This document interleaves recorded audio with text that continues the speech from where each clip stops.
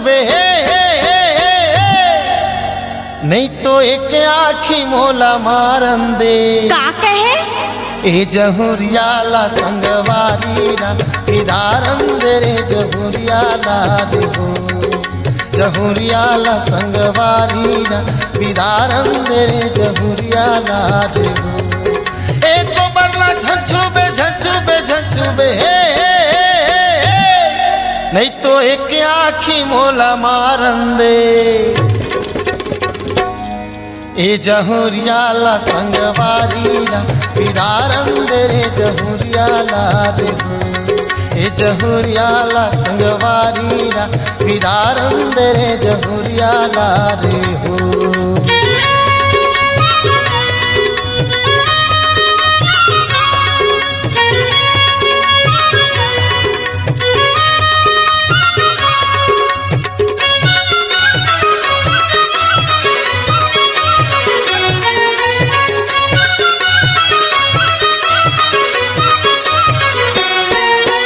आज का दिन होगे तय हरे मोला देख के वो की मुस्कुरात हसो।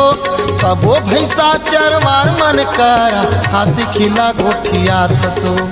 संतराती झौहा भरे गोबरला लेके गली मात जात हसो। अत्का पातर कनिहा हे तो काबर ज्यादा डोलात हसो। पाछूले आथे मोटर गाड़ी ता पाछूले आथे मोटर गाड़ी ता कैठस हर हारन दे। ए जहुरियाला संगवारीरा विदारन दे रे जहुरियाला रे हो। जहुरियाला संगवारीरा विदारन दे रे जहुरियाला रे हो।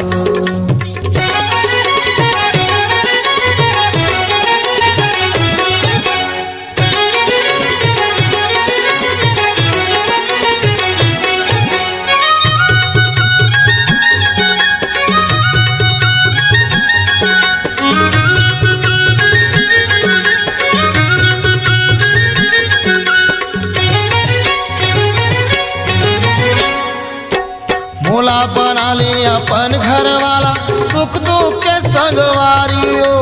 मोरा सतावस नहीं कोनो मेरा झनकरी माँ गंवारी। पारा के चिन्हारी दाई के फुलवारी भाई के तय दुलारी हो। मोर डेहरी माया मेरे पगली बन के मोर सुवारी। ओ दिन बनबे तय मोर ढक्की ओ दिन बनबे तय मोर ढक्की कहिया घुंघटाला थोकंटारन दे।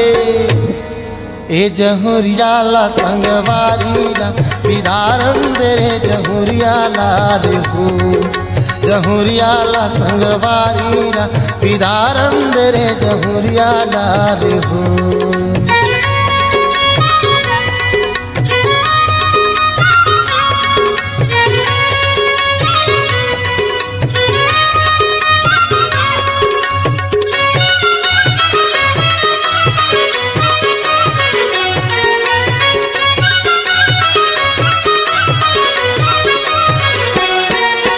हाल सुनाओ मैं दोनों प्राणी के सुनो सिंगर हसियानी हो।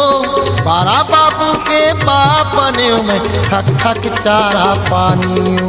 फिर मोला संसोला घिस कैसे ये जीने गिला बीता होगा।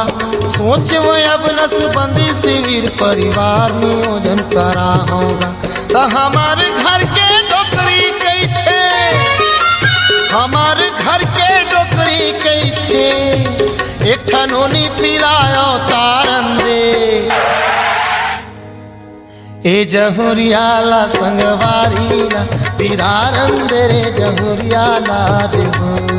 ए जहुरियाला संगवारीरा विदारन दे रे जहुरियाला रे हो।